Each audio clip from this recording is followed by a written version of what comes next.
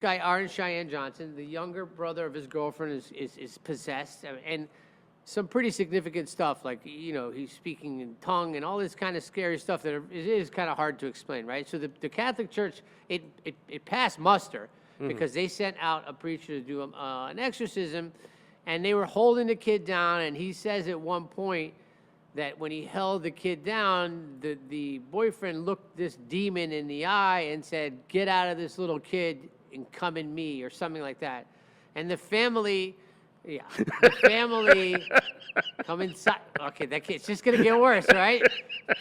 Possess me, right? So the family, I can't do this with you. The family literally say that at that moment, there was some like dramatic event, and then the kid was not possessed, and it all ended, and they ended the exorcism, right?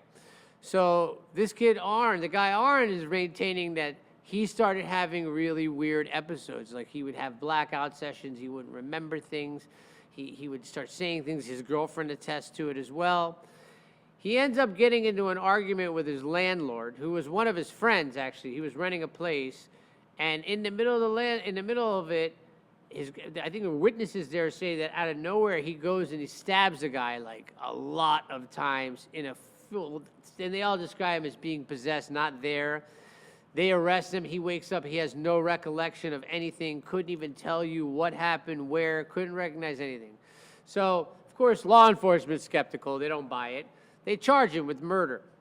Goes to trial. He goes to his trial team, comes, and he explains it all. They do their investigating.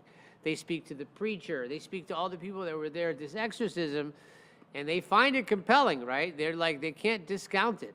So what they do is they decide that we're going to mount a defense. We're going to claim temporary insanity due to demonic possession. And they literally pled that, right? Not happened in court that I know of, in modern court. Might have happened with the Salem witch hunts and all that kind of stuff. I'm sure it probably came up here and there, but not done as a defense. Pleading temporary insanity in general, coming from two trial lawyers, is a very, very difficult standard. It's a slow guilty plea. It's very hard. I mean, listen, I just had one not guilty. I had the state agree to one, and not guilty by insanity. I didn't do it. Another lawyer, but I was working with them, got it in Miami. It was crazy. I'd never seen that before. But it's very hard to do. It's like a unicorn for defense attorneys, right? Much less demonic possession, right? That's like you're really taking it to another thing. So the media jumps all over it, eating it alive. They do their investigating, and it's sensationalism, so it blew up in a big way.